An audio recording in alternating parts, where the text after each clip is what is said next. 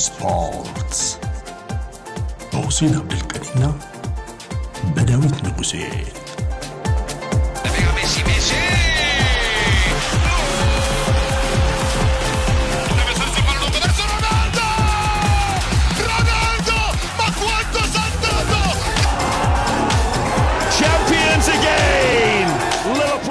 ኤችዲ ስፖርትስ። ሰላም አድማጮች እንዴት አላችሁ? ኤችዲ ስፖርት በተወዳጁ ብስራት ኤፍኤም 101.1 እንደዚሁም ደግሞ በኤችዲ ስፖርት ዩቲዩብ ቻናል ወደ እናንተ ይደርሳል። የዕለተ ሰኞ ፕሮግራማችን ነው። ለአንድ ሰዓት ቆይታ ያደርጋል።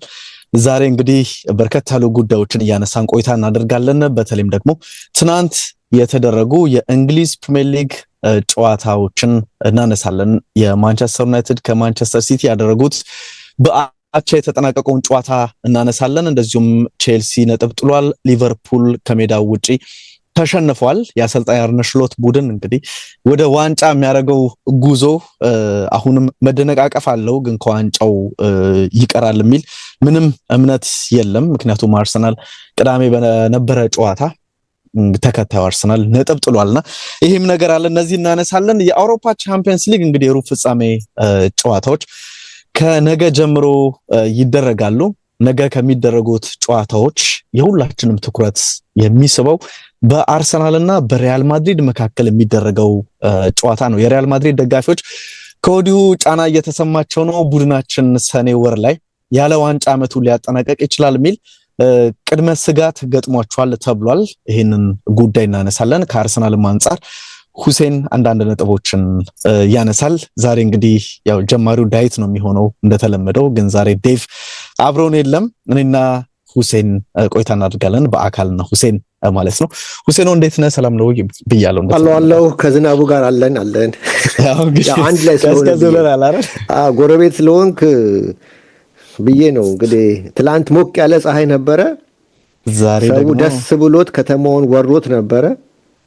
በአንጻሩ ደግሞ ዛሬ ደግሞ ተመልሶ ወደ መንገዱም ጭንቅንቅ ብሏል እንዴ! ወደ ክረምቱ ተመለሰ ማለት ትችላለህ እኮ። ተመልቀ ጥቁር የዝናብም እንኳን አይነት አለው። ገብቷል። ዝም ብለህ ሰመር ላይ እንኳን አንዴ ጣል ያደርጋል። ስፕሪንግ ላይ ግን እንደዚህ ጥቁር ሆኖ ይሄ እኮ የትክክል የክረምት ዝናብ እንትን ነው ኮንዲሽን ነው የሚመስለው እንጂ የስፕሪንግ ኮንዲሽን አይመስልም። ጨዋታዎቹም ደግሞ አቀዘቀዙት እኮ። የአየሩን ሁኔታ እንኳን እንዳንረሳ ይሄ የነበሩት ጨዋታዎች እጅግ ደብዛዛ፣ ብዙ ፍክክር ያልነበራቸው ጨዋታዎች ነበሩና እንቅልፍ የሚያመጡ ጨዋታዎች ናቸው። በዚህ ላይ እሱ ተጨምሮበት በቃ ሁሉም ነገር ተቀጣጥሏል። በቃ ምንም በቃ ባለበት ተኛ ነው በቃ። ትክክል።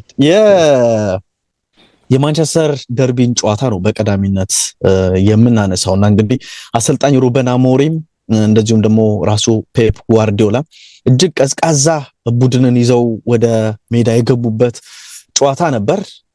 ኬቨን ደብሮይነ ከማንቸስተር ሲቲ በክረምቱ እንደሚለያይ ወይም እንደሚለቅ ይፋ ባደረገ ማግስት የመጣ ጨዋታ ነውና ከጨዋታው በፊት ምን ነገሮችን ማንሳት እንችላለን የሚለውን በማንሳት እንጀምሩ። ነው ባይልም ምን አቋሙ እኮ በቃ ሲቲ እንዲለቅ የሚያስገድደው ይመስለኛል። አሁን አልቀረበለትም አላርን ራሱ ወይም ማራዘሚያም አላቀረብንለትም ማለት። ነገርኩህ እኮ አንዳንድ ተጫዋቾች አሁን ዛሬ ስትመለከት የኬቨን ደብሩነ የማነው ስሙ የጉንዶንጋን የሲልቫ አቋም ስትመለከት በቃ የጨረሱ ነው ይመስለው። በቃ ያ የነበረው ሩጫ፣ ያ የነበረው ማካለል፣ ያ የነበረው ፓስ ፕሬሲሽን፣ ያ የነበረው ጨዋታን የመረዳትና የመወሰን አቅም አሁን ኔፓ የለም እና ትክክል። እንደውም ቢዘልቁ ነው የሚደንቅህ። እዚሁ ክለብ ውስጥ ቢቆዩ ቢሰነብቱ የሚደንቅህ ነው የሚመስለኝ። ሳስበው እንደዛ ነው የሚመስለኝ። እና ኦፍ ኮርስ ያው እንግዲህ እግር ኳስ እንደዚህ ነው።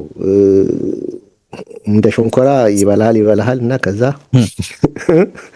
ነገር በቃ በደንብ ማትሰራ ከሆነ ማለት በቃ እንደ ሸንኮራ ከጣፈጥ ትታኘካለህ። ልክ መስራት ስታቆም እንደ ሸንኮራ ትጓረወራለህና ስለዚህ ባህሪው ስለሆነ ሴላቪ ይላል ፈረንሳዮች በቃ የእግር ኳስ ህይወቱ ነው ይሄ እና ስለዚህ ምንት ማለት አለ ምንድነው መቀበል ያለብን ነገር ይመስለኛል። አዎ በነበሩበት ሰዓት ምልህ አስገራሚ ነገሮችን ያሳዩን ተጫዋቾች ናቸው እነዚህ። ግን አሁን በቃ ወደ ቁልቁለት ስቶር ፒኩን መጨረሻውን ወጥተው አሁን ቁልቁለቱን የተራራውን ቁልቁለት እየተያዙት ነው የሚመስለው። ለማንኛውም እንግዲህ እነዚህ ሁለት ቡድኖች ዴቭ ልል ነበር እንግዲህ ሁሌ መሪው ዴቭ ነው። ዴቭ ከሱ ጋር ስለምንጀምር ልክ ነህ። ተሳስቼን ብልም ተቀበል እንግዲህ። አይ ለዛሬ ዴቭ ነኝ። ለማንኛውም ሁለቱም በሁለት በታመሙ ቡድኖች መካከል የተደረገ ጨዋታ ነው ማለት እንችላለን። ይሄ ጨዋታ በእርግጥም ሜዳ ላይ የታየውን ፉክክርም በሁለቱ ካምፖች ውስጥ ፊት ለፊታቸው ላይ ብዙ የቤት ስራ እንደሚጠብቃቸው የሚያሳይ ይመስላል ያየነው ጨዋታ እና ጨዋታውን ለተመለከተ በተለይ ፈርስት ሃፍ ላይ ምንም አንድም ዋው የሚያሰኝ እንቅስቃሴ ሳይታይ አንድ የሆነ የረባ አክሽን ሳይታይ ነው ያለፈው ፈርስት ሃፉ። በተለይ እንደውም ለኤኪፕ ምን ብሎ ጻፈ? በሁለት የታመሙ ቡድኖች የተደረገ ጨዋታ ላይ ቀጠሮው የተጠበቀውን ባለመሆኑ በትክክልም ይህንን በተግባር አሳይቶ አልቋል ይላል። ምክንያቱም ተቀጥሮ ምንድነው በቀጠሮ የምጠብቀው ጨዋታ ቀኑን የጠበቀ አንዳንድ ቁጥሩ ጨዋታ ሲሆን ቀጠሮን የጠበቀ ጨዋታ ነው ትላለህ። ይሄ ደግሞ ማንም አልጠበቀውም እንዳልጠበቀው ሆነ ለማለት ነው። ገብቶ እና የጠበቅነው እንደዚሁ አይነት ጨዋታ ነው እሱን ራሱን አስመለከቱን። እንደዛ ማለት ነው። እና በእርግጥ ሁለቱም ቡድኖች አቻ በመውጣታቸው ደስተኞች መሆን አለባቸው እንደኔ እና ምክንያቱም ሁለቱም የማሸነፍ ፍላጎት የላቸውም፣ የማሸነፍ ፍቅር የላቸውም፣ ወይ ደግሞ ይሄ ፓሽን አይታይም እና ሳይኖር ማሸነፍ ደግሞ አይቻልም። እና ምን ይላል ለኢኪፕ እንዲህ አይነት ፉክክር በማየታችን ሰርፕራይዝ አላረገንም ይላል። ምንም አላስገረመንም እንደዛ አይነት እንቅስቃሴ በማየታችን ይላልና ግን ሁለቱም በአንጻሩም ግን ማሸነፍ ያስፈልጋቸው ነበር። እንደዚህ ሆኑ እንጂ ያስፈልጋቸው ማንቸስተር ዩናይትድን ከወሰድን እንግዲህ የሜዳውን አድቫንቴጅ በመጠቀም ድል ቢያደርግ ኖሮ ቢያንስ ደረጃውን ከወገብ በላይ ሲዝኑ ሲያልቅ ለመጨረስ ለመንደርደር ይመቸው ነበር። አሁን 3 ነጥብ ቢወስድ ኖሮ ቢያንስ ከወገብ በላይ ቢጨርስ አትሊስት ይሻላል፣ ከወገብ በታቸው ነው ከሚጨርስ። ስለዚህ ይሄ ውጤት ይጠቅሙ ነበር። ማንቸስተር ሲቲን ስትወስድ ደግሞ በቀጣዩ ሲዝን በቻምፒየንስ ሊግ ለመሳተፍ እርግጠኛ ለመሆን ቶፕ 4 ውስጥ መግባት የግድ ይላል። በተለይ ደግሞ አሁን በተለይ አስቶን ቪላን ስትመለከት አመጣጡ ያስፈራል። አስቶን ቪላ አቋሙ ስትመለከት፣ ኒውካስልን ስትመለከት አንተ ጨዋታም አላቸው። ኒውካስልን ስትመለከት አሁን ፊት ለፊት አሁን ኒውካስል አስቶን ቪላ ሲቲን በትክክል ሊገፉት ይችላሉ፣ ሊያስወጡት ይችላሉ። ስለዚህ እንደዚህ አይነት ጊዜ ሲሆን እሱ ደግሞ ከወገብ በታች ያሉ ቡድኖችን ሲገጥም የግድ መበርታት አለበት፣ ማሸነፍ አለበት። ገብቶ ስለዚህ አሁን ለማንቸስተር ሲቲም ይሄ ግዴታ ነውና ስለዚህ አለብለዛ ደግሞ እንግዲህ አስበው ቻምፒየንስ ሊግ ካልተሳተፈ ፔፕን እኮ ለመጀመሪያ ጊዜ የሐሙስ ጨዋታ ሊሆን ነው እኮ ሐሙስ ለመጀመሪያ ጊዜ ፔፕ እንግዲህ እስከ ዛሬ በዚህ ኮቺንግ ካሪየሩን ከጀመረ በዩሮፓ ሊግ የተሳትፎ አያውቅም። ስለዚህ እዛ ውስጥ ሊገባ ነው እና ስለዚህ እንደዚህ አይነት ጎል ፊታቸው የተቀመጡ ሁለት ቡድኖች ያሳዩት ፉክክር በጣም ግን የወረደ ነበር ለማለት እችላለሁ። እና ለነገሩ ገና ላይን አፑን ስትመለከት በተለይ በሲቲ በኩል እሱን አንሳው። እሺ የምትናገረው ነገር አለ? ኖ አይ ሂድ አንተ ቀጥ። ለነገሩ ገና ላይን አፑን ስመለከት በተለይ በሲቲ በኩል የገረመኝ ነገሮች አሉ። ወደ ጥቁሚ ነገር አለ። ምክንያቱም እውነት ሲቲ ዛሬ ለማሸነፍ ነው እንደመጣው ነው ያልኩት ራሴን ገና ላይን አፑን ስመለከት ማለት ነው። ምክንያቱም ማንቸስተር ሲቲ ሁለቱንም የፍላንክ ተጫዋቾች ማለትም ጀሬሚ ዶኩንና ሳልቪኖን ቤንች አድርጎ ነው የጀመረው። እና ሁለት የመስመር ተጫዋቾችን አስበው እንዴ! በጣም እኔ በጣም የገረመኝ ይገርታል። ቢያንስ አንዱን እንኳን መጠቀም ነበረበት። ሁለቱንም ቤንች አደረገ እና እንደው ዝም ብለህ ስትመለከት እንደው ስመለከት ነበር የዶኩን ስታት በፕሪሚየር ሊግ ስንመለከት አሁን በፕሪሚየር ሊጉ ነው የምልህ በሲቲ በክለቡ ሳይሆን በቡድኑ ሳይሆን ወይ ደግሞ በዛሬ ጨዋታ ሳይሆን በፕሪሚየር ሊግ ከሌሎቹ እሱ በሚጫወቱበት ፖዚሽን ላይ ካሉት ጋር የሚነጻጸር ስታት ስመለከት ነበረ እና የእሱን እና ኦፍኮርስ ደካማ ጎን አለው። ለምሳሌ ደካማ ጎኑ የኤሪያል ዱዋልስ ላይ ይሄ ቁመቱ አጭር ነው። ስለዚህ አየር ላይ የሚገኙ ኳሶች ሬቱ በጣም ደካማ ነው። 1% ነው። እንግዲህ 99% ለሌሎች ሰጥቷል ማለት ነው እንግዲህ አስቡ። እና ደካማ ነው፣ አትፈርድበትም። ከሱ ደግሞ ደካማ ነው ልትል የምትለው 27% ሬት ያለው ዲፌንሲቭ አክሽኑ ነው። ወደ ኋላ እየተመለሰ በሚሰጠው የዲፌንስ አገልግሎት 27% ነው። አንድ ሶስተኛ ነው። እንደ እሱን የመሰለ አጥቂ የአጥቂ ባህሪ በብዛት የማጥቃት ባህሪ ላለበት ሰው ጥሩ ነው ትላለህ። ብዙም የሚከፋ አይደለም 27%። ከዛ ቀጥሎ ጎል ነው። የጎል ሬቱ 47% ነው። ሀፍ ግማሽ ላይ ነው ያለው። ምንም አይደለም እሱም ቢሆን ግን ሹት አቴምፕቱ 64% ነው ሬቱ። በፕሪሚየር ሊጉ ነው ማለት ጥሩ ነው። ብዙም የሚከፋ አይደለም። ብዙ አይሞክርም ግን ኢትስ ኦኬ ጥሩ ነው። በተረፈ ግን ቻንስ ክሬት በማድረግ በኩል ሬቱ 91% ነው በፕሪሚየር ሊጉ 91% ነው። እና እንግዲህ ከፕሪሚየር ሊግ ውስጥ ካሉ ተጫዋቾች በሱ አካባቢ ፖዚሽን ባሉ ተጫዋቾች ግንባር ቀደም ሆኖ የመጀመሪያ ደረጃ ላይ ከሚቀመጡ ተጫዋቾች አንዱ ነው ማለት ነው። 91% በአይናችንም ስናየው ያስፈራል አይደል? ከኳስ ጋር በቃ ተከላካዮችን ሲያስጨንቅ ነው የምታየው ሁሌ። በጣም እንጂ ጎበዝ ነው በጣም። እሺ ዶኩን እንተውና ደግሞ አሁን ዘንድሮ የመጣው ነው ሲልቪኖ እንመልከተው። እሱም ተመሳሳይ ነገሮች አሉት። ለምሳሌ ደካማ ጎኑ ቅድም ያልኩ የሰማይ ላይ አየር ኳስ ዱዋል ላይ ማሸነፍ ላይ ተመሳሳይ ነው። እሱ አጭር ነው ምናምን እሱ 1% ነው። አያስደንቅህም ዊን የሚያደርገው ስለ አያስደንቅህም። ዲፌንሲቭ አክሽኑ ከእንትና ከዶኩ ያነሰ ነው። 17% ነው የሱ ደካማ ነው ይበልጥ ከዛኛው። ጎል ሬቱ 7% ነው። እሱም ቢሆን በጣም ብዙም ጎል አያገባም። ግን ብዙ ጊዜ አይተው ከሆነ ሹት ግን ሲሞክር ትመለከታለህ። ይህ ልጅ ሹት ያደርጋል ብዙ ጊዜ 76% ነው። የተሻለ ነው። እንደውም ዶኩንም ይበልጠዋል። 64 ነው የሱ የ77። ቻንስ ክሬት በማድረግ በኩል ግን 89% ነው። አሁን ከዶኩ አንጻር 91 ነው። 89%ም በቃ ቤስት እንትን ላይ ቦታ ላይ ካሉ ተጫዋቾች አንዱ ነው። ስለዚህ አሁን እንግዲህ በፕሪሚየር ሊግ ፖዚሽን ላይ ጥሩ ስታት ያላቸው ሁለት ተጫዋቾች ናቸው እነዚህ ልጆች። በተለይ በማጥቃቱ ረገድ በጣም ጥሩዎች ናቸው።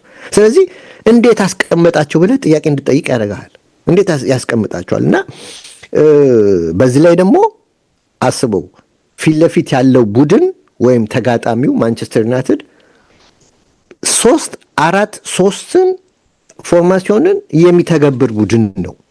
የማይቀየር ነው፣ ሁሌም የማይቀየር ነው። ስለዚህ በዚህ በ3-4-3 ፎርማሲዮን ደግሞ ሁለቱ ተጫዋቾች ፍላንክ ላይ የሚመላለሱት ወይም ኮሪዶርን የሚሸፍኑት ዶርጎና ዳሎት ናቸው። ዶርጎና ዳሎት ነው እንግዲህ። ስለዚህ አሁን ይሄን ስትመለከት ዳሎትና ዶርጉ ስትመለከት ስለዚህ ሁለቱ ተጫዋቾች ሞር ስራ እንዳያበዛባቸው አድርጓል። ምክንያቱም ፍላንክ ተጫዋቾች አላስገባም። ስለዚህ እነዚህ ተጫዋቾች ስራቸው እንዳይበዛ አድርጓቸዋል። ነፃነት እንዲያገኙ ወደፊት በደንብ እንዲሄዱ ማለት ነው። ወደፊትም ወደ ኋላም ቢሆን ያስጨንቃቸውም ኦፍ ኮርስ ፊት ለፊት ያለው ቡድን ኳስ የሚይዝ ቲም ነው፣ ግን የሚያስጨንቃቸው ነገር የለም። ስለዚህ አሁን ሁለቱ ተጫዋቾች ነፃነት በማግኘታቸው እነሱን የሚረዱት ጋርናቾና ፌርናንዴዝ በእነሱ ምክንያት ስራቸውን አቅሎላቸዋል። ስለዚህ አሁን ጋርናቾ በቃ ተደጋጋሚ ድሎች የማግኘት እድል ይኖራል። ፌርናንዴዝም ያው እሱ በፊትም የቡድኑ ሁሌ እንደምንለው የቡድኑ ዋናው ምሰሶ ቢሆንም ግን ይበልጥ እንዲነግስ ያደርገዋል። ገብቷል። ይበልጥ ስኬታማ ትኩረቱ ማጥቃቱ ላይ ብቻ እንዲሆን በአብዛኛው እና ምክንያቱም እነዚህ ልጆች በአብዛኛው ፎከስ የሚያደርጉት በማጥቃቱ ረገድ ላይ ነው እንጂ በዲፌንስ ስራ ላይ ምክንያቱም እነሱ የሚረዷቸው በዲፌንስ ስራ ላይ ነው። አሁን እንዲከላከሉ የሚያስገድዳቸው ነገሮች የሉም። በሲቲ በኩል የሉም ሰዎች ጀኒዩን ሰዎች የሉም። ስለዚህ አሁን ለዚህም ነው በጨዋታው ማንቸስተር ዩናይትድ በአብዛኛው የተሻለ ቡድን ሆኖ ያገኘ ነውም ለዚህ ነው ከሲቲ ይልቅ እና አስበው ዶኩ የገባው ኦልሞስት 1 ሰዓት በኋላ ነው። 58ኛው ደቂቃ ነው ተቀይሮ የገባው ማለት የጨዋታው እንግዲህ 2/3 ካለቀ በኋላ ማለት ነው። 1/3 ሲቀር 30 ደቂቃ ሲቀር 1 ሰዓት በኋላ ማለት ነው 30 ደቂቃ ተቀይሮ ገብቶ የተጫወተው 30 ደቂቃ ነው። በዚህ ጊዜ ውስጥ ታዲያ በዚህ አሁን በተሰሩት ማለት በ90 ደቂቃ ውስጥ ፋውል የተሰራባቸው ተጫዋቾች ቁጥር ስትመለከት አንደኛው እሱ ነው። የዚህ 30 ደቂቃ ውስጥ ገብቶ በዛይ በ30 ደቂቃ ውስጥ እንኳን ገብቶ ከፍተኛ ፋውል የተሰራበት እሱ ነው። አስበው እንግዲህ 1 ሰዓት ተኩል ቢሆን ኖሮ አሚን ሙሉን ጨዋታ ስታርቲንግ ላይን አፕ ውስጥ ቢገባ እንዴት እንደሚያስጨንቃቸው። በዚህ ላይ እሱ ብቻ አይደለም የሎ ካርድ ደግሞ ዳሎትን አሰጥቶታል እንዲያገኝ አድርጓል። አስበው አንድ ተጫዋች እንዲጨነቅ አድርጓል በካርድ። ሁለተኛ ሲያስቸግራቸው ነበረ የማንቸስተር ዩናይትድ ተከላካዮች ማለት ነው። እና ኦፍ ኮርስ አይደንቅም ትሬንት አሌክሳንደር አርኖልድ ስለ ዶኩ ሲያወራ በጣም የማይመቸኝ ተጫዋች ነው ሲል ነበር። ጠንካራ ነው፣ ጉልበት ያለው አቅም ተጫዋች ነው ሲል ነበር። ዎከርም እንደዚሁ ኃይለኛ ነው ሲል ነበር። በትሬኒንግ ላይ ራሱ በጣም አንጎል እንደሚያደርገው ሲናገር ነበር። እና እነዚህ ሁለት ተጫዋቾች ደግሞ ቀላል ተጫዋቾች አይደሉም። ሁለቱ ተጫዋቾች ልምድ አላቸው፣ ትልቅ ስም ያላቸው ብዙ ነገር እና እነዚህን ሰዎች ማስቀመጡ እኔ ገርሞኛል። በአንጻሩም በነፃነት የተጫወቱት እንግዲህ ፓትሪክ ዶርጉና ዲዮጎ ዳሎት በደንብ ይታዩ ነበር። ስለዚህም አሁን በ90 ደቂቃ ውስጥ ቻንስ ክሬት በማድረግ ከፍተኛው ቁጥር የያዙት ሁለቱ ተጫዋቾች ሁለተኛ ደረጃ ነው የያዙት። አንደኛው ብሩኖ ፈርናንዴዝ ነው፣ ቅድም ነግሬሃለሁ፣ ነፃነት አግኝቷል። ቀጥሎ ሁለተኛ የሚወጡት ሁለቱ ናቸው፣ ዶርጉና ዳሎት ናቸው። ይታያል ነፃነቱ ምን ያህል ለቡድኑ ለማንቸስተር ዩናይትድ ጥቅም እንደሰጣቸው። እና እንዳውም እኔ እንደ ማንቸስተር ሲቲ አፕሮች ማንቸስተር ዩናይትድ ይህንን ጨዋታ ማሸነፍ ነበረበት ማሸነፍ ነበረበት፣ በቃ ማሸነፍ ነበረበት ግዴታ። ሆኖም ግን ችግሩ ምንድነው? በዚህ በማንቸስተር ዩናይትድ ጋር ደግሞ ስትመጣ አሰልጣኙ ደግሞ በጣም ፎከስ እያደረገ ያለው እቺ መከረኛው 3-4-3 ስትራክቸሩ ላይ ብሏል። ታውቃለህ፣ በቃ ስትራክቸሩ ነው እንጂ የሚመለከተው የቡድኑን እንዴት ነው ለቡድኑ ነፃነት መስጠትን የሰጠ አይመስልም ስታየው። እና ተጫዋቾቹ ወደ እሱ እንዲመጡ የእሱን ሲስተም አዳፕት እንዲያደርጉ ነው እንጂ ተጫዋቾቹ የሚያውቁትን ከዚህ ቀደም የሰሩበትን ወደ እነሱ መምጣት አይደለም አይደል? እስካሁን እየፈለገ ያለው ያለፈው ጊዜ እሱን እንደተናገር ነው ማለት ነው። እና አሁን በቃ እንትን ብሏል፣ በቃ ግትር ብሏል። እና ኳስ ሲይዙ ተመሳሳይ ነገር ተመልከት። ኳስ ሲይዙ ዳሎትና ዶርጉ ወደፊት ይሄዳሉ፣ በደንብ ይታያል። ወደፊት ፋይናል ሰርዱ ድረስ ላይኛው እንትን ድረስ ይወጣሉ። ሜዳውንም ለጥጠው ሲጫወቱ ትመለከታል። አስፍተው በደንብ ሲጫወቱ ትመለከታለህ። እና ኢንተርቼንጆችም አሉ፣ ወደዛ ወደዚህ ኳሶች ሲለዋውጥ፣ በተለይ ብሩኖ ፈርናንዴዝ ጎበዝ እነዚህ ነገር ሲሰራ ትመለከተዋለህ። ኳስ ደግሞ ሲያጡ ተመልሰው ወደ ባክ ፋይፍ ይመጣሉ፣ ባክ ስሪውን ለመርዳት ወደ ኋላ ሲመለሱ እና ይሄ በስትራክቸሩ በኩል በቃ ይሄ ስትራክቸሩ ላይ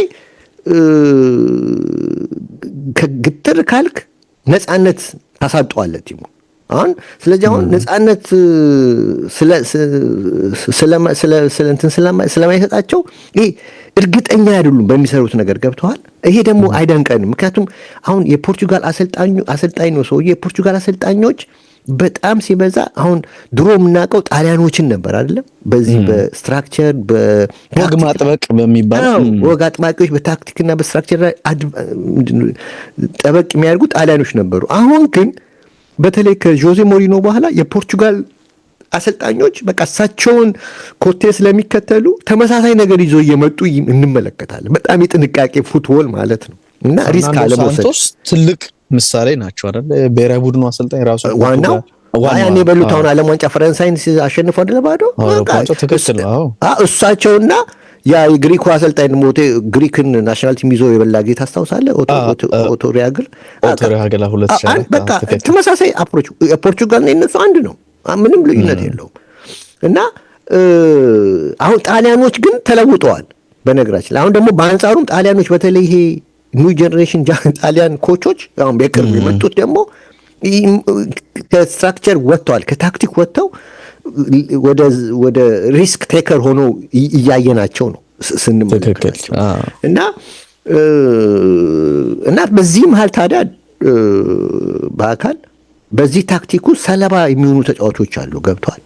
ቲሙ ሪስክ የማይወስድ ከሆነ ሰለባ የሚሆኑ ተጫዋቾች አንደኛው ማን ነው? 72 ሚሊዮን ፓውንድ የወጣበት ራሱን ሶሊድ ነው ለኔ አንዱ እሱ ነው ለኔ። እና ይሄ ተጫዋች ፈርስት ሃፍ ላይ 9 ኳስ ነው የነካው። 9 ኳስ ነው የነካው ፈርስት ሃፍ ላይ። በጣም ልክ ማለት ነው። በማሊያው ቁጥር ልክ ማለት ነው። ልክ ነው። በማሊያው ቁጥር ልክ ነው። እውነትህን ነው። እና በ70 ደቂቃ ድረስ የተጫወተው በ71 ደቂቃ ውስጥ 15 ተቾች ናቸው የነካው። በጣም ትንሽ ቁጥር ነው። እንደውም ስሰማ ላለፉት 4 ጨዋታዎች ላይ 1 ሹት ነው ኦን ታርጌት ያደረገው። እንግዲህ 9 ጊዜ ያለ 360 ደቂቃ ውስጥ 1 ኦን ታርጌት ሹት በጣም ደካማ። በቃ ስራውን በአግባቡ እየተወጣ አይደለም ማለት ትችላለህ። የአክስ ስትራይከር ነው ማለት ነው። የአክስ ስትራይከር ነው እና በ71 ደቂቃ ውስጥ ቆይቶን ስትመለከት ጎል አላገባም፣ አሲስት አላደረገም። ጎል 0፣ አሲስት 0፣ ቻንስ ክሬት 0፣ ሹት 0፣ ኦንም ኦፍም 0። ምንም ሹት ሳያደርግ ነው የወጣው። ፔናልቲ ቦክስ ውስጥ 1 ኳስ ነው ተች አድርጎ የወጣው።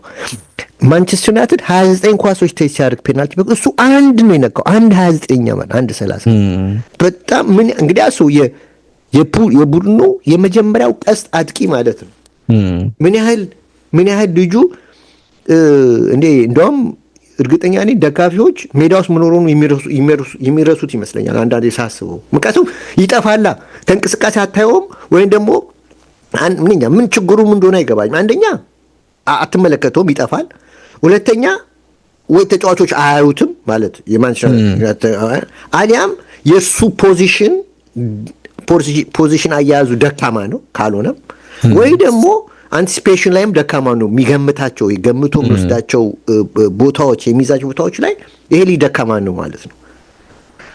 እና ወይስ ማንቸስተር ዩናይትድ የአክስ አጠቃቁ ደካማ ነው ወይ ብለህ ራስን እንድጠይቅም ያደርጋል። ምክንያቱም ይህ ልጅ እንዲህ ነው የማይነካ ኳስ እንዴት ነው አንድ ብቻ ሹት አድርጎ በ360 ደቂቃ ውስጥ የሚወጣው?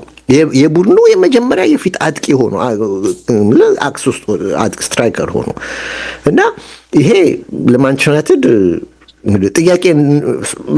ጥያቄ ተነስቶ አሰልጣኙ ምንድን ነው ዋይ ብሎ መጠየቅ አለበት። ይሄ ነገር ለምንድን ነው እዛ ጫፍ ላይ ኳሱን በአግባቡ የማይመጣው?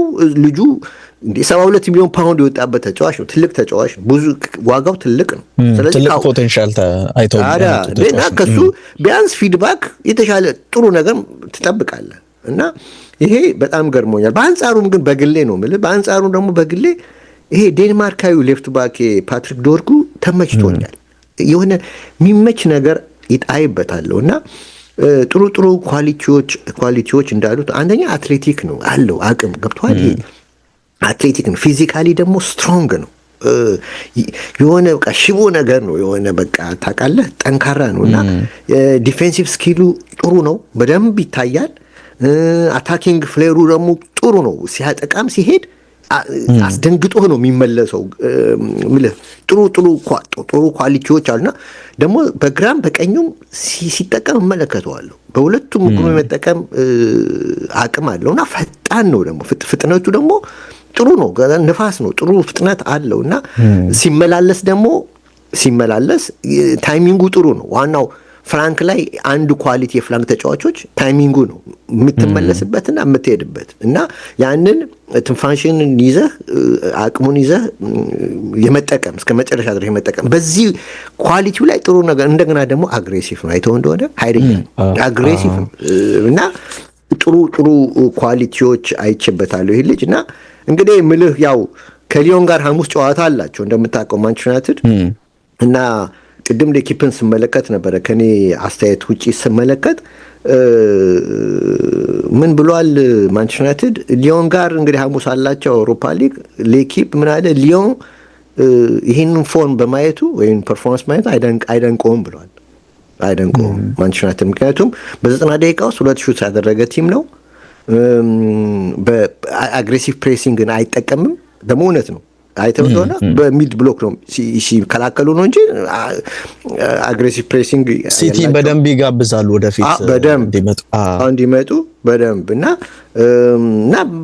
በተቻላቸው በፈጣን ትራንዚሽን ለመጠቀም ሲሞክሩ ምትመለከተው አሁን ይሄንን 3 ነጥቦች ነው ያወጣው ለሊዮን ጥቆማ ሲያደርግ ያው እንደ ያለው ጊዜ ሊቨርፑልና ፒኤስጂ ሲጫወት እንደዚህ አሁን ደግሞ ስለ ማንቸስተር ዩናይትድ ይሄንን እንትን ብለዋል። ከዛ ውጪ ግን ስለ ሲቲ ብዙ አወራሁብን ይቅርታና ስለ ሲቲ ለማውራት ላይ ግን ጠቅለል እያደረግሽ ብዙ ስራ የሚጠብቀው ይመስለኛል ማንቸስተር ሲቲ አሁንም የሚቀጥለው ዓመት ዘንድሮ አይደለም የሚቀጥለው ዓመትም ይሄ ነገር ቶሎ ሶሉሽን የሚያገኝ አይመስልም። ስመለከተው የሲቲ ታሟል ሲቲ በትክክልና ፔፕም የሆነ የራስ መተማመን ነገር አይበታለሁ። ኦፍ ኮርስ ሶሉሽን ስታጣ አይዲያ ስታጣ ኮች ካጣ ምክንያቱም ምንድነው ስል የተለያዩ ምክንያቶች ይሰጣል። በእግር ኳስ አሰልጣኝ ለምንድነው አይዲያ የሚያጣው ለምንድነው ሶሉሽን ያጣው ሲባል ወይ ትሬኒንግ በቂ ትሬኒንግ አያሰራም ይሉሃል፣ ወይ ደግሞ የአዳፕታቢሊቲ ይሄ ጨዋታን አዳፕት የማድረግ ድክመት ይታያል ይባላል ምልህ ይለዋል። ከዛ ውጪ ቲም ላይ ሳይሆን ኢንዲቪዱዋል ላይ ኦቨር የሆነ ፎከስ ማድረግ ይታያል። እውነት ነው። አሁን ስትመለከተው እንደዛ ነገር ይመስላል። አሁን ይሄ ቲም በተለይ ኮሌክቲቭ ላይ ሳይሆን ኮሌክቲቭ ላይ ዊክ ይሆንና አድሬስ የሚያደርገው በግለሰቦች ላይ ሆነ። ሃላንድን ታነሳለ ሌሎችንም ተጫዋቾች ጨዋታ የሚያሸንፉ አንዳንድ በቅጽበት የሆነ ነገር የሚያደርጉ ተጫዋቾች ላይ ዲፔንደር ትክክል። እና ይሄ ደግሞ ምንድነው ላክ ኦፍ ትረስት ነው፣ እምነት ማጣት ነው። ገብቷል? በሌሎች ላይ እምነት ማጣት ነው። ገብቷል? ስለዚህ አሁን ይሄ ነገር አይበታሉ በደንብ ሲቲ ላይ አሁን እንደ ሁሴን ቀበጠ ነው ፔፕ እንዴት አይቦጨቅ ምንድነው አይተችም የሚሉ ሰዎች ሊኖሩ ይችላሉ። ግን እኔ ይሄንን ኳሊቲ ድክመት በሲቲ ላይ እመለከታለሁ በአካል እና የሚቀጥለው ዓመት ሲሪየስ ሆነ ኮንቴንደር ይሆናል ለማለት በጣም ይከብደኛል። ማለት ይሄ ሻምፒዮን ይሆናል። አሁን ሌላ ጊዜ አሁን ሲጀመር ሲቲ ላለፉት 4 ዓመት እኮ ሲቲ ሻምፒዮን ይሆናል የሚሉ ይበዛሉ አይደለ? ሲጀመር እንደዛ ነው። ሲጀመር ሁሌ እንደዛ ነው። ማነው ተገማቹ ቡድን ሲባል ሲቲ ነው ሁሌም ከቅድሚያ የሚቀጥለው ዓመት ግን ይሄ ነገር ይፈጠራል ወይስ ካልከኝ አይመስለኝም። ምክንያቱም ቲሙ አንደኛ በጣም የክሬቲቪቲ ችግር አለበት። ማቴዎ ኮቫሲች አክስ ውስጥ በጣም እየተቸገረ መሆኑ ይታያል። ምንም ሲሰራ አትመለከትም እና ቅድም እንደነገርኩ መነካካትም አለ አይደል? አማካኝ ክፍል ላይ ራሱ ኒኮን ያደርጋል። አንዳንዴ ኮቫሲችን ያመጣዋል። አሁን በቲሙ ሳይሆን በግለሰቦች ላይ ያነጻጸረ ነው። በቲም ላይ አይደለም እየሰራ ያለው በግለሰቦች ላይ ነው፣ ኢንዲቪዱዋል ላይ ነው ፎከስ እያደረገ ያለው። ትክክል ሁሴን። እሺ እና እንደዛ ነው እና ስለዚህ ይሄንን ነው የምልህ በሲቲ በኩል። ሶሪ በቃ ዘግቼዋለሁ። እንግዲህ እኛውም በዚህ እንዘጓለን። እንግዲህ ጋሪ ኔቭል የፍሬንድሊ ደርቢ ነው ብሎታል። ይሄ የወዳጅነት የሚመስል ነው። ሪስክ ለመውሰድ የማይፈልጉ ተጫዋቾች እድሎችን በደንብ ለመጠቀም ኮሚትመንት ያላቸው ተጫዋቾች ያልተመለከትንበት፣ እንዲሁም ሲቲ በጣም ጥሩ በነበረበት ጊዜ ያሉ ተጫዋቾች እና የዩናይትድን በፊት የሚያውቁት ራሱን እንግዲህ ጋሪ ኔቭልን ጨምሮ ሜዳ ላይ ደግሞ ሰር አሌክስ ነበሩ፣ ካንቶና ሲያዩት በጣም የሚናደዱበት አይነት ጨዋታ ነው ብሏል። ለዩናይትድ ትልቁ በጎ ነገር ሁሴን ነው 1-2 ነጥቦችን ለመጨመር ነው ክሊንሺት መጠበቁ ነው። ካለፉት 9 ጨዋታዎች 17 ጎሎች ኦልድ ትራፎርድ ላይ ተቆጥሮበታልና ያንን ተመልክተናል። እንዳነሳው ከ13 ሹት 2 ኦን ታርጌት በዩናይትድ በኩል ይሄም ደካማ ነው። ማጥቃቱ ብዙ መስራት እንዳለበት የሚያሳይ ነው። 58 ነጥቦች ነው እንግዲህ በዩናይትድ ታሪክ እጅግ ዝቅተኛው በአንድ የውድድር ዓመት የተሰበሰበ ዝቅተኛው ነጥብ ያ ነው። አሁን 38 ናቸው ሁሴኑ፣ 7 ጨዋታ ይቀራል። 7ቱን በሙሉ ቢያሸንፉ 21 ነው። ስለዚህ ስንት ላይ ይደርሳሉ ማለት ነው? 59 ይደርሳሉ። ሰባቱን ግን ማድረግ ይችላሉ? ትልቅ ከሰባቱ 4-5ቱን ራሱ ማድረግ ይችላሉ? ሌላ ጥያቄ ነውና ደካማ በዩናይትድ ታሪክ እጅግ ዝቅተኛ የሆነውን ነጥብ ይዞ የሚያጠናቀቀው ቡድን ይመስላል። በሲቲ በኩል ኒኮ ኦሬላይን ይሄ ጥሩ አልነበረም። ባለፈው ቦርንማውዝ ላይ ላሳየው ብቃት ከፔፕ የተሰጠው ሽልማት ነበረ፣ ግን ያንን ነገር ሰጥቶታል ተብሎ አይታይም። እንዳልከው ፔፕ ራሱ ሚዲያ ላይ ቀርቦ ሲናገር በጣም በቃ ይሄ ገራገር ሆኖ አይቷል። ይሄ መፍትሄ መስጠት የከበደው መፍትሄ ሆኖ አጥቷል፣ ሶሉሽን አጥቷል። ትክክል፣ እንደዚህ አይነት ነገር አይዲያ አጥቷል። በፔፕ በኩል ተመልክተናል። እንግዲህ ግማሹን እዚህ ጨዋታ ላይ ተጠቅመናል። ሁሴኖ የሊቨርፑልና የቼልሲን ጨዋታ በአጭሩ አንስተን ወደ አርሰናልና ሪያል ማድሪድ ጉዳይ እናልፋለን። እንግዲህ ሊቨርፑል ከፉልሃም ያደረጉት ጨዋታ እጅግ ለአሰልጣኝ አርነ ስሎት የሚያበሳጭ ነበረ። እንግዲህ ብልጫ ተወስዶባቸዋል። ሰውየው እንደውም አይኔን ጨፍኜ ስገልጥ ጨዋታው 3-1 ሆኗል ብሏል። የመጀመሪያዎቹን 30 ደቂቃዎች ዝም ብላችሁ ስኮር ቦርዱን ብትመለከቱት 1-1 ይላል። ያን ያክል ችግር አልነበረብንም፣ ጨዋታውን ኮንትሮል አድርገነው ነበር ማለት ባንችል ግን ደግሞ ጥሩ ነበር የሚል ሐሳብን ከጨዋታው መጠናቀቅ በኋላ ሰጥቷል። ልክ ግን የመጀመሪያው አጋማሽ ሲጠናቀቅ 3 ግብ ተቆጥሮብናል ብሏል። ሊቨርፑል ከ2020 በኋላ ወይም ከ4 ዓመት ወይም ወደ 5 ዓመት ለተጠጋ ጊዜ 3 ግብ በመጀመሪያው አጋማሽ ተቆጥሮበት አያውቅም። ያኔ 7-2 በአስቶን ቪላ በተሸነፉበት ጨዋታ ነበር 2020 ላይ ይህ ነገር ገጥሟቸው የነበረው። ሊቨርፑል በጣም ጥሩ አልነበረም። በመጀመሪያዎቹ 12 ደቂቃዎች ራሱ 66% ኳስ ቁጥጥር የነበረው ፉልሃም ነው የሚያስፈራው፣ ወደፊት የሚሄደው የማጥቃት ኢንቴንት ያለው ቡድን ፉልሃምን ሆኖ ተመልክተናል። ግን ከምንም የተገኘ አስደናቂው ማካሊስተር ያው ለዚህ ግብ ነው እንጂ በቃ ጨዋታው ላይ አጠቃላይ ሊቨርፑል እንደዚህ እንዲሆኑ ካደረጓቸው ምክንያቶች ሁለቱ ዲፌንሲቭ ሚድፊልደሮች የግራቨንበርግ እንደዚሁም ደግሞ የማካሊስተር ብቃታቸው ዝቅ ማለት ነው። አስደናቂ ግብን እዛው ከፉልሃሞች የነጠቁትን ኳስ ወደ ግብነት ቀይሮ ነበር። ከዛ በኋላ ተከታታይ ግቦችን ሊቨርፑል ኢዝሊ ነው የተቆጠረበት። ለሶስቱም ደግሞ ሁሴኖ ተጫዋቾችን ማንሳት ትችላል። የመጀመሪያው ጎል ላይ ጆንስ ስተትን ትመለከታል። አቋቋሙ እንዴት ነበር የሚለውን እና እዛ አንድ የቀኝ መስመር ተከላካይ እዛ ቦታ ላይ ሲገኝ ፊቱ ወደየት ነው መዞር ያለበት? ወደ ራሱ ግብ ነው መዞር ያለበት ወይንስ ደግሞ ወደ ተቃራኒ ነው የሚለውም ነገር ሌላ ጥያቄ ሊነሳበት ይችላል። ሁለተኛው ግብ ላይ ደግሞ በቀጥታ እንግዲህ የሮበርትሰን ኳስ ነበረ ለኢዮቢ ተሰጥቶ ሁለቴ ነው ሮበርትሰን እድለኛ ያልነበረው። ያንን ኳስ አቀበለ። ድጋሚ ደግሞ ኢዮቢ ኳሱን ሲያስቆጥረው እሱን ጨርፎ ነው የተቆጠረው። ሶስተኛው ላይ የሙኒዝ አስደናቂ ፈረስ ተች ነው።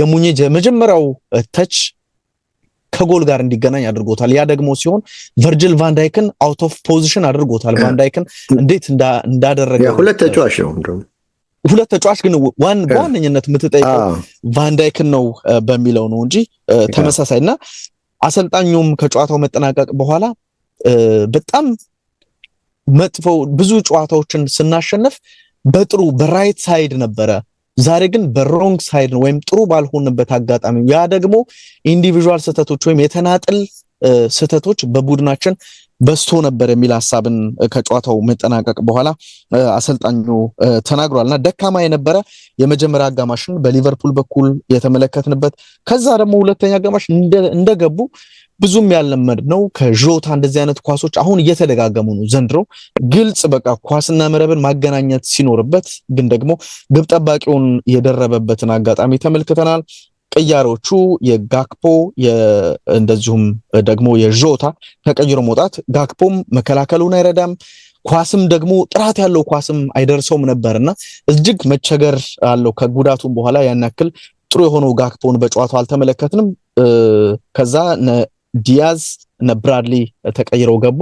የተሻለ ብራድሊ የሰጠውን ኳስ ነው ዲያዝ እንዲያስቆጥር የሆነውና ጥሩ አንድ ሁለት ቅብብልን በእነዚህ ሁለት ተጫዋቾች በኩል ተመልክተናል። ከዛም በኋላ እድሎችን ለመፍጠር ጫናዎችን ለማሳደር አሁን ቅድም ዩናይትድ ላይ ሲቲ ላይ ማንመለከተው አርጀንሲ በሊቨርፑል በኩል ነበር። አንድ ሽሎት ቡድን ላይ ማንሳት ያለብን ሁሴኑ ሁሌም ጨዋታ ላይ ለመቆየት የሆነ እድል ይሄ እንጥፍጣፊ የምትላቸውን እድሎችን ለመጠቀም ጥረቶችን በሊቨርፑል በኩል ተመልክተናል። ግን እነዛ ጥረቶች በቂ ነበሩ በቂም ስላልሆኑ ነው እንግዲህ ሊቨርፑል በጨዋታው ተሸንፎ እንዲወጣ የሆነው።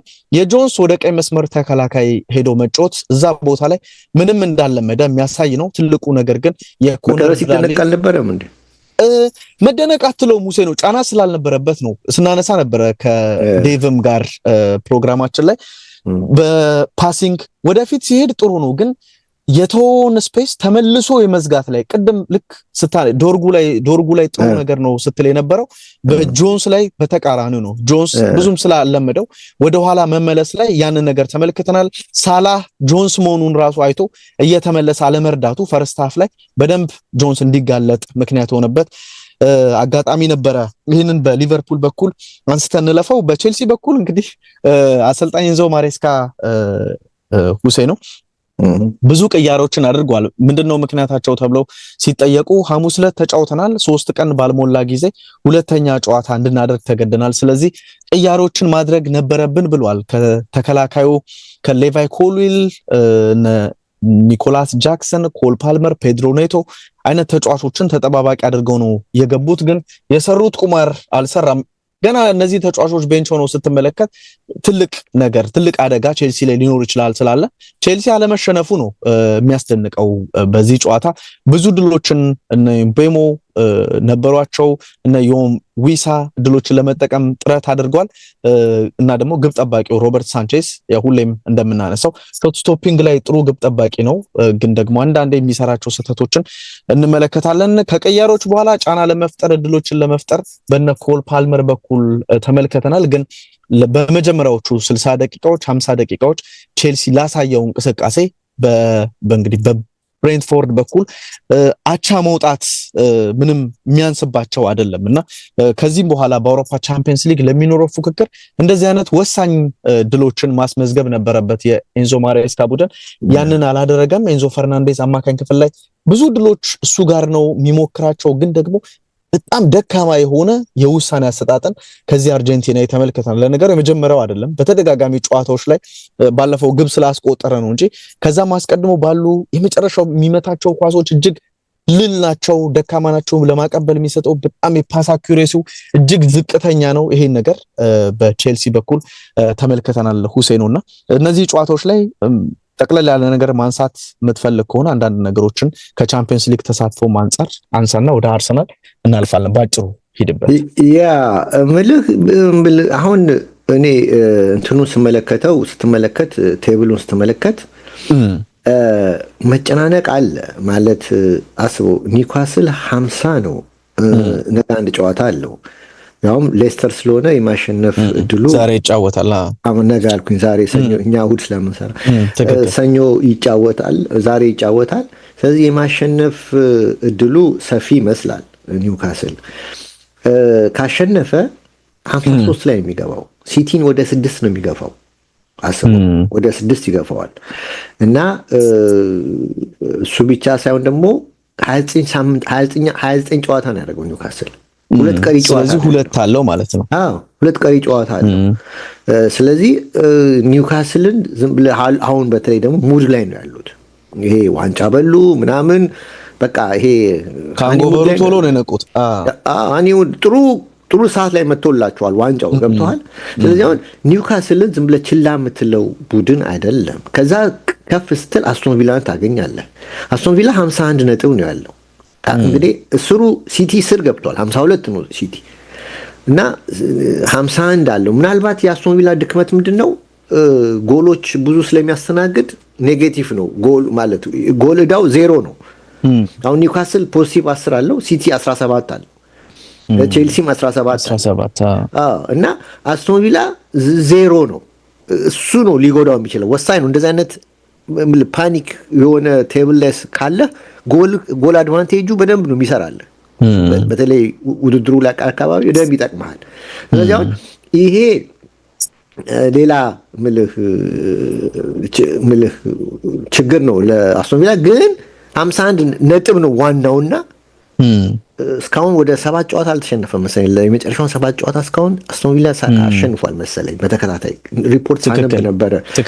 ያው ምክንያቱም የፓሪስ ሰን ጀርመን ተጋጣሚ ስለሆነ በጣም ብዙ እንትን እያሉ ነበር፣ ተጠንቀቁ እያሉ ነበረ እና አንዱ እንትናን ማነው ራሽፎርድን ይላሉ እና ስለዚህ ገብቷል። አስቶን ቪላ ሙድ ላይ ስለሆነ ሲቲን እንትን ይለው። አሁን ሲቲን ስትመለከት ግን በእንቅስቃሴ አስቶን ቪላ ፍላጎት አለው የማሸነፍ የማሸነፍ ቲም ኮንፊደንስ አለው በደንብ ይታያል። ኒውካስል ይሄ ዋንጫው ያመጣው የሰጠው ኤነርጂ አለ ለቲሙ። ድሮም ቲሙ ኤነርጂ አለው፣ ዋንጫው የሰጠው ሳይኮሎጂካል ኤነርጂ አለ። ስለዚህ እሱም ጋር የማሸነፍ ማንቸስተር ሲቲ ጋር ስትመጣ ግን እንደዚህ ነገር የለም። ምክንያቱም ማንቸስተር ሲቲ ላይ የተሰቀለ አስፈሪ ምናምን ሁሌ ተጋጣሚው ላይ ገና ሳይገባ የአሸናፊነት ስነልቦና አድቫንቴጅ ይዞ የሚገባ ቡድን ነበር። ያንን አጥቷል። አሁን እንኳን እሱ ቅድም እንደተናገርከው አሰልጣኙ እንኳን አጥቷል። ይሄን ገብቷል። አሰልጣኙ ፔፕ እንኳን በደንብ ይሄ ቦዲ ላንጉጁ ይናገራል። ገብቷል። አሁን ጨዋታው ሲያልቅ ተጫዋቾች ጋር እየሄደ ያንንም ሲመክር ተጋጣሚውንም በቃ ይሄ ግራ የገባው ሰው ታውቃለህ፣ እንደዛ ነገር እመለከትበታለሁ። ይሄ በቃ እሱ አይደለም። ገብቷል። እሱ አይደለም የምታየው፣ እሱ አይደለም ኦርጋኒኩን ፔፕ ሳይሆን የፌኩ ፔፕ ነው እየተመለከተ ያየ ነው።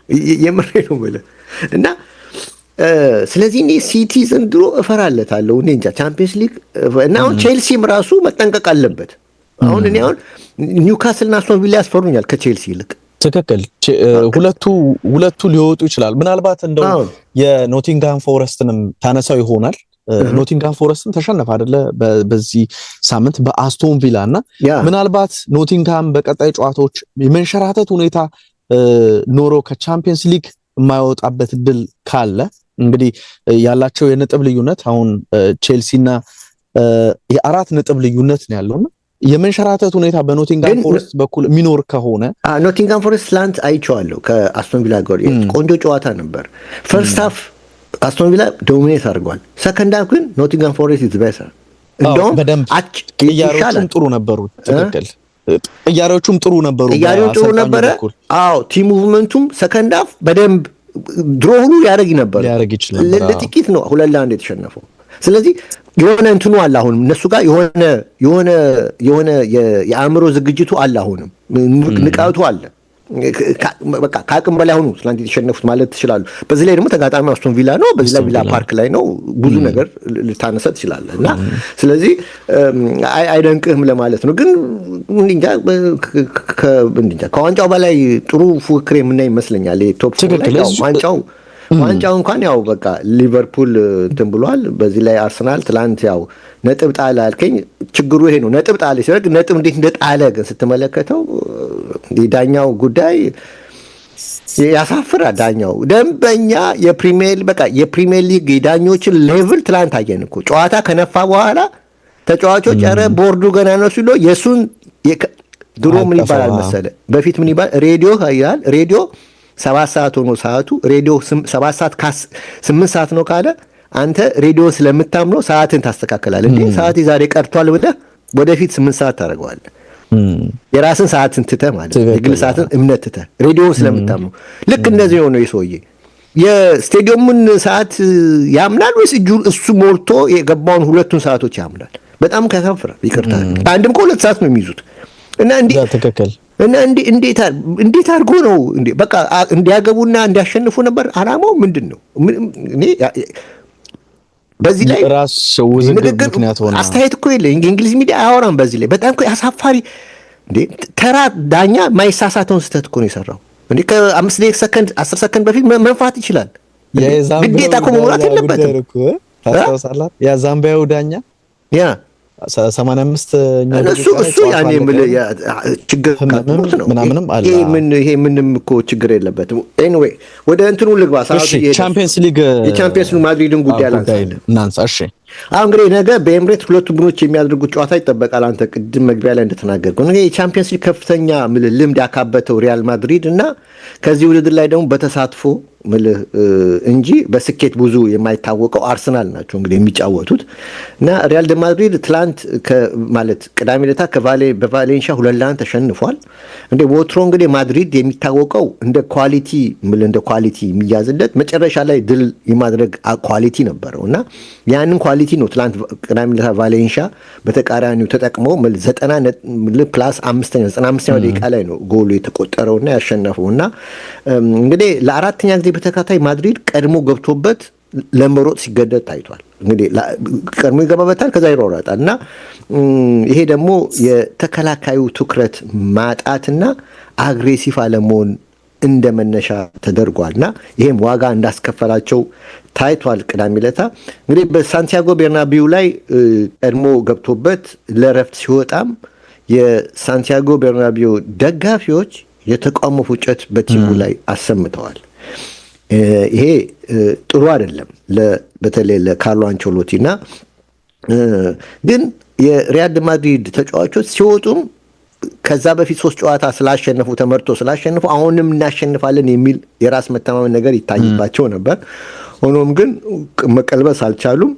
ምክንያቱም እንደ ቡድን ሳይሆን ልክ እንደ ቅድም ኮሌክቲቭ በሆነ መንገድ ሳይሆን በኢንዲቪዱዋል ጥረት ለማሸነፍ ነው ቲሙ ጥረት ሲያደርግ የምትመለከተው እና ኢምባፔ ቪኒሺየስ በቃ ኪሊያን እና እሱ ናቸው እንጂ አጥቂዎቹ ናቸው እንጂ እንደ ቡድን ግን አይደለም ጥረት ሲያደርግ እና እንግዲህ ቫሌንሲያ በዚህ ዓመት ለመጀመሪያ ጊዜ ነው አዌ ማች ላይ ሲያሸንፍ አስበው። ለመጀመሪያ ጊዜ እንግዲህ የውድድሩ እንደውም ታች ነበር። አሁን 15ኛ ደረጃ ይሄን ጨዋታ በማሸነፍ ደካማ ቡድን የነበረ ነው። ቅዳሜ ግን ለመጀመሪያ ጊዜ አሳክቷል እና በእርግጥ ጎልኪፐሩ የጆርጂያዊ በረኛ ጆርጊ ማማርዳሽቪሊ ጥሩ ጥረቶች 8 ኳሶችን አክሽፏል።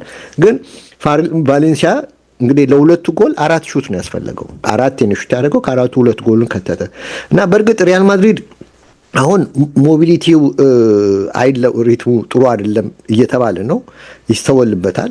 በእርግጥ አሁን ማድሪድ ተመሳሳይ ችግሮች እየደጋገሙት እንደሆነ ብዙ ሚዲያዎች እየዘገቡ ነው።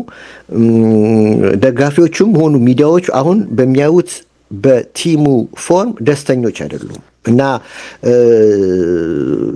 ጨዋታው ምልህ በመጣ ቁጥር ሲደጋገም ይመለከት ሲሻሻል ሳይሆን ያንን ችግር ይዞ ሲመጣ ነው የሚመለከቱት እና ዘንድሮ ላሊጋ ማሳካት ዳገት ይሆንበታል እያሉት ነው። እንደውም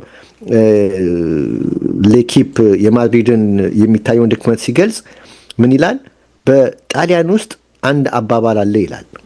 እሱም ያለ ጥሩ ተከላካይ ዋንጫዎችን ማግኘት አይቻልም ይላል። ጣሊያኖች እንደዛ ይላሉ።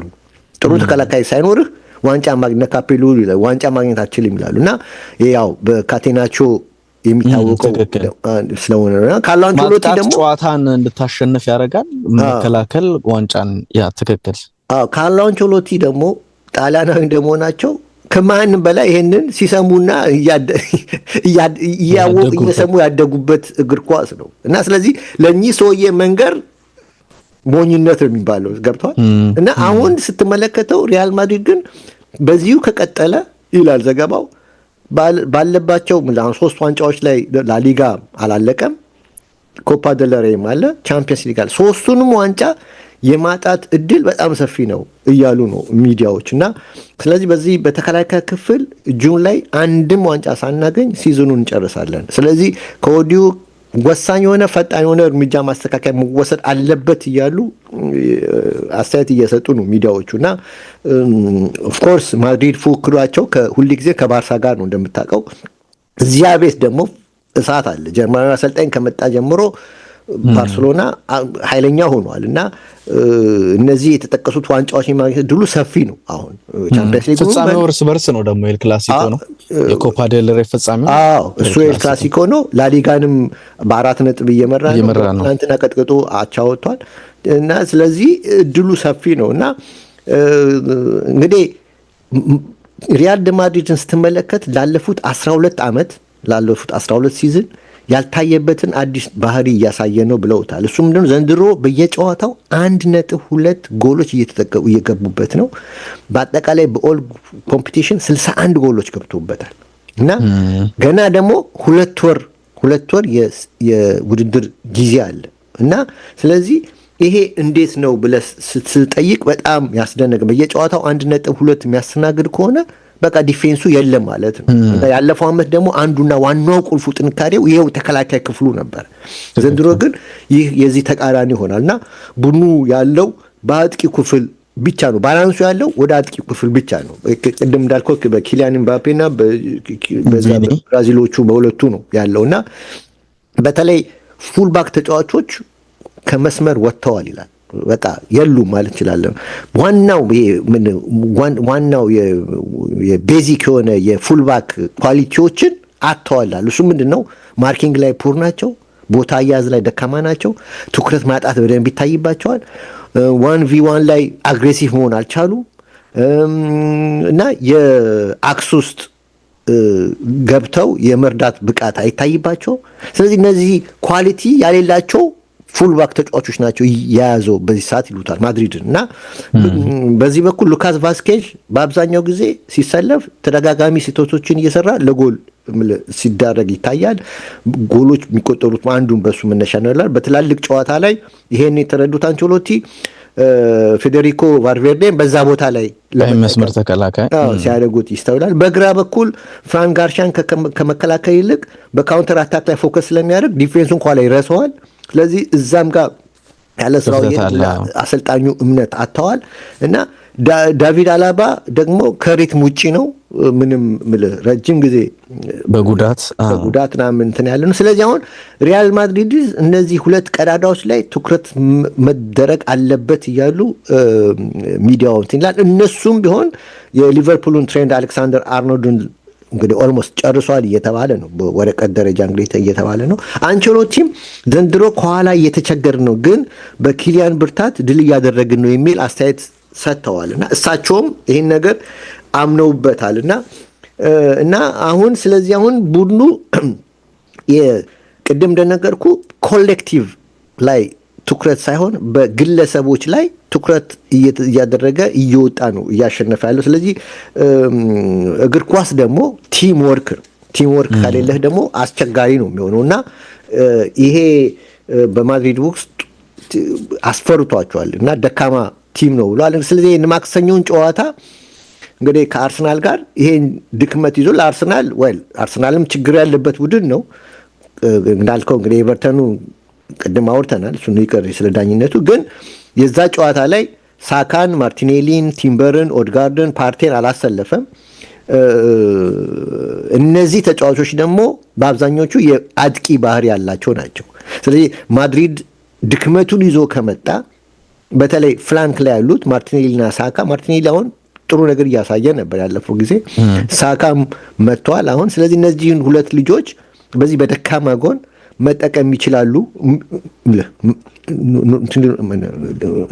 እድል ሊኖራቸው ይችላል። ከዛ ውጭ ግን የኤቨርተን ግን የተመለከቱት የሜሪኖ ጉዳይ ነው። ሜሪኖ መሀል ላይ አድርጎት በጣም ተመችቶኛል በነገራችን ላይ ቅዳሜ ዕለትና ትሮሳርን ነው እንግዲህ በፎልስ ናይን ያደረገው እና ሜሪኖ ጥሩ ነገር ተመልክቼበታለሁ። ከዛ ውጭ ግን ያው እንግዲህ የአርሰናል ዲፌንስ ችግር ነው እንግዲህ ጋብሪኤል አለመኖሩ፣ በተለይ ቅድም የማድሪድ ኳሊቲው ኪሊያን ኤምባፔና ቪኒሲየስ ከሆኑ የአርሰናል ዲፌንስ ደግሞ ጠንካራ መሆን አለበት። እሱን ስትመለከት ደግሞ ጋብሪኤል አለመሆኑ አሁን ኪቪዮር በእርግጥ ኪቪዮርን ያሰልፏል ወይ ጥያቄ፣ ግን እንደ ትላንትና ማን ኦፍ ደ ማች ፐርፎርማንስ እሱ ነበረ፣ ቤስት ነበረ እና ጥሩ ነበረ። ቤን ዋይትም ቢሆን 90 ደቂቃ የመጫወት አቅም የለውም እንጂ ኳሊቲዎችን አላጣቸውም። ኦፍኮርስ የሆነ ፍጥነት ፈጥኖ መወሰን ላይ ምናምን ላይ ችግሮች ታይቶበታል። ግን ቢሆንም የሪትም ጉዳይ ማለት ነው። ግን ቢሆንም የምትከፋው ነገር አለም። ስለዚህ አሁን ኪቪዮርን ያሰልፋል እዛ ሴንትራል ዲፌንስ ከሳሊባ ጎን ወይንስ ቤን ዋይትን ያሰልፋል? እንግዲህ የምንመለከተው ነው። ከዛ ውጭ ግን ኪሊያን ኤምባፔ በጥሩ ሁኔታ ላይ ነው ያለው። ምክንያቱም ሳሊባ ጋር ኦፍኮርስ ይታወቃሉ። የእሱ ግን ኪሊያን ኤምባፔ ጥሩ ኮንዲሽን ላይ ስላለ ኪቪዮር የሚገባ ከሆነ የሳሊባና የኪቪዮር ኮሚኒኬሽን ላቅ ማለት አለበት። አለበዛ ስቴፕ ከተሳሳቱ ካለው ፍጥነት ጋር ካለው መቋቋም አይችሉም እና በዚህ ጉዳይ ላይ በደንብ ትኩረት መደረግ ያለበት ይመስለኛል እና ይሄንን ነው ምልህ እና ኦፍ ኮርስ ሰዎች አሁን በቫሌንሺያ ተሸንፏል። ያ ላሊጋ ላይ እንደዛ አይነት ድክመት ቢኖረውም ይሄ ቻምፒዮንስ ሊግ ስነ ልቦና ነው፣ ሌላ ውድድር ነው፣ ሌላ ስነ ልቦና የሚፈልግ ነው። የማድሪድ ሜንታሊቲ ደግሞ ይታወቃል። ግን አንድ እንደ ተስፋ ነገር ሊይዙ የሚችሉት የአርሰናሎች ምንድነው አንተ እንዳልከው የቻምፒየንስ ሊግ ስነ ልቦናው የማድሪድ ቢሆንም ዘንድሮ በቻምፒየንስ ሊግም ነው ተንጠልጥሎ ነው ያለፈው፣ ተቸግሮ ነው ያለፈው። በዚሁ በቻምፒየንስ ሊግ ውድድር የመጀመሪያው የማራቶን ውድድሩ ላይ ተቸግሮ ነው የመጣው እና ስለዚህ እንደዚህ አይነት ነገርም አለ። ገብቷል። ቲሙ እምቢ ካለው በዛው እምቢ እንዳለው ነው በቃ 90 ደቂቃ የሚጨርሰው። አንዴ ማለት አይነቃም ማለት አንዴ ዘጭ ካለ አይነቃም። ገብቷል። ይወርዳል። ስለዚህ አሁን ይሄም ነገር እንዳለ መታወቅ አለበት። እስከዛ ውጭ ግን እንግዲህ አርሰናል አድቫንቴጁ ምንድነው? የሪያል ማድሪድ የመጀመሪያ ጨዋታ ኤምሬትስ ላይ መሆኑ ነው። ኤምሬትስ ላይ መሆኑ ቢያንስ ለማስተካከል ራሱን ለማስተካከል ለሁለተኛው ጨዋታ ራሱን ለማስተካከል ማድሪድ ደግሞ በትላልቅ ተጫዋቾች የተገነባ እንደመሆኑ ራሱን ለማስተካከል በቂ ጊዜ ሊኖረው ይችላል፣ አንድ ሳምንትና ይሄ አድቫንቴጅ ነው የሚል ነገር ላነሳልህ እችላለሁና ቪኒሺየስ ጁኒየር እንግዲህ በተከታታይ ፔናልቲዎችን ማምከኑን ተከትሎ ማርካ ላይ አንድ ነገር እየተመለከትኩኝ ነበረ። ከዚህ በኋላ የፔናልቲ የሚገኝ ከሆነ ኪሊያን ኤምባፔ ፔናልቲዎቹን እንዲመታ በካርሎ አንቸሎቲ ተወስኗል የሚል ነገር ማርካ ላይ ተመልክቻለሁና ምናልባት ብዙዎቻችን እንደምንጠብቀው ቪኒ ሳይሆን የሚመታው ኪሊያን ኤምባፔ የፍጹም ቅጣት ምት የሚገኝ ከሆነ በሪያል ማድሪድ በኩል እሱ ሊመታ እንደሚችል ማርካ መረጃ አለኝ ብሎ እንግዲህ ይሄን ነገር አጋርቷል። እንዳልከው በማድሪድ በኩል ሁሴኖ አማካኝ ክፍል ላይ ያለውን ሁኔታ ላለፉት ወራት ሲነሳ ነው ከቶኒ ክሩስ ቡድኑን መልቀቅ በኋላ ይሄ ቡድኑን ሚዛን የሚጠብቅ ሚዛን መጠበቁ ደግሞ በማጥቃቱም በመከላከሉም ላይ ለቡድኑ ባላንስ የሚሰጥ ሁነኛ ተጫዋች የለም የሚል ነገርን ቫልቬርዴ ያንን ለማድረግ ብዙም እንደማይሆን ተመልክተዋል። ብዙ ይዋደቃል ለማድሪድ ማለት ሞድሪች እድሜው 39 ወደ 40 እየሄደ ነው። ከዛም ውጪ እነ ቤሊንጋም እዛ ቦታ ላይ አይሆንም። ቤሊንጋም ወደፊት ተጠግቶ ማጥቃቱን በደንብ ሲረዳ እንጂ የቡድን ቴምፖ ሲጠብቅ እንደዚህ አይነት ነገር ብዙ ሪስክ ሲወስድ ነው እንጂ መተው ወደፊት ተጠግቶ ያን ነገር አያደርግም። እና እንግዲህ በማድሪድ በኩል ይሄን የአማካኝ ክፍል አንተም ባለፈው ስታነሳ ነበር አርሰናል የሚጠቀም ከሆነ በነ ኦደጋርድ ግን ኦደጋርድ ጋር ግን ተስፋ ላይ ይቅርታ አድርግልኝ ኦደጋርድ ላይ ነው እኔ ኦደጋርድ ዲስ ይር ተስፋ ላይበት ምክንያቱም ምናልባት የቀድሞ ቡድኑ ነው ተገፍቷል። ተጨማሪ መነሳሻ ሊሆን ይችላል ከማድሪድ ጋር የሚያደርገው ጨዋታ እንደዛ ተስፋ ታረጋለህ እንመለከታለን። እንጂ ደግሞ እነራይስም አሉ ፓርቴ አለ ቅድም የቤን ዋይት መሀል ተከላካይ ሊሆን ይችላል የሚል ነገር አለ። ራሱ በነገራችን ላይ ሪያል ማድሪድም ራሱ ታውቃለህ ሸዋሚኒ ነው ከሩዲገር ጋር የሚያሰልፈው ከሩዲገር ጋር ሴንትራል ዲፌንስ ላይ ሸዋሚኒ ደግሞ ጄኒዩን ዲፌንስ አይደለም ተከላካይ ከሱ በኋላ ደግሞ ያለው ኮክቷ ሳይሆን ጎንዛሌዝ ነው ያለው። ይሄም ሌላ ክፍተት ነው። ገብቷል። አስበው በቫስኬዝ እና በሸዋሚኒ በኩል አሁን በተለይ በዚህ በማርቲኔሊ በኩል ማርቲኔሊ በጣም ጥሩ ከሆነ መጠቀም ይችላል። ገብቷል። መጠቀም ይችላል። ኦፍ ኮርስ ሩዲገር ስላለ ሳካን ድንገት ላስቸግረው ይችላል። ጋርሻን እንኳን ትተና ተደርቦ በዚህ ላይ ቫልቬርዴም አለ እዛ ዞን ውስጥ ትንሽ ለሳካ ሊከብድ ይችላል። የሳካ ዞን ላይ ከባድ ነው። ማርቲኔሊ ግን መጠቀም ይችላል። በተለይ ሸዋሚኒ እኔ በሸዋሚኒ ዲፌንስ ላይ ብዙ እምነት የለኝም እና ሞድሪች ብዙ አቅም የለውም ለመጫወት ብልጠት ካልሆነ በስተቀር። ስለዚህ አሁን ሚድፊልድ ላይ አድርገውም ያሰልፋል የሚል እምነትም የለም አይደለ በአርሰናል በማድሪድ በኩል ያ። ስለዚህ ይሄ ነገሮች ገብተዋል። ጨዋታውን ግን እርግጠኛ ማድሪድ ያሸንፋል ብለህ የምትገምተው ጨዋታ አይደለም። በእርግጠኝ ነው እርግጠኛ ሆነ ምክንያቱም ማድሪድም ቤት በሽታው አለ፣ ህመሙ አለ፣ ገብቷል፣ ታሟል። ትክክል። ጋብሪኤል ቢኖር ደግሞ በአርሰናል በኩል የበለጠ ተስፋ የመሰነቅ የተከላካይ ክፍሉ በዊሊያም ሳሊባ የሚመራ የተከላካይ ክፍሉ ራሱ ጠንካራ ሆኖ ቢመጣ ማድሪድ ፊት መስመር ተጫዋቾችን ለማቆም ብዙ ላይ ከብደው ይችላል የሚል ነገር አለ። ለማንኛውም አለቀ። አንተ ሰዓቱ ጨርሰናል። አንድ ሰዓት። በነገራችን ላይ በቃ ሁለት እያፈራረኩ ነው ከዚህ በኋላ እሑድ ማገኛችሁ። እኔም በደንብ ለማውራት ይመቻችሁ እናንተ። ዛሬ እንግዲህ በደንብ ነው ሰዓቱን የተጠቀምከው። ሲመች እንዴ የደከምክበትን የጻፍክበትን መተህ ስታፈሰው እኮ ደስ ይላል። ትክክል ሁሴ ነው። ኤችዲ ስፖርት በተወዳጁ ብስራት ኤፍኤም 101.1 እና እንደዚሁም ደግሞ በኤችዲ ስፖርት ዩቲዩብ ቻናል የለተሰኞ ፕሮግራማችን ተጠናቀቀ። ፕሮግራሙን ላይክ፣ ሰብስክራይብ፣ ኮሜንት ማድረግ ትችላላችሁ። እንደተለመደው በቀጣይ ሳምንት በተመሳሳይ ፕሮግራም እንገናኛለን። እንደዚሁም ደግሞ በሐሙሱ የሬዲዮ ፕሮግራም እንገናኛለን። በአካል ዳንኤል እና ሁሴን አብዱል ቀኒ ቆይታ አደረግን። ሰላም ሁኑ። ቻው። ባይ ባይ። ቻው።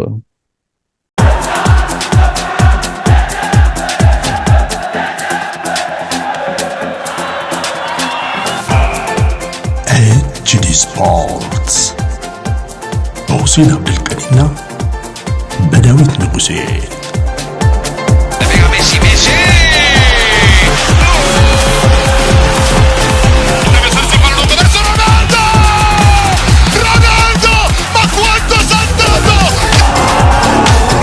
Champions again! Liverpool! ኤችዲ ስፖርት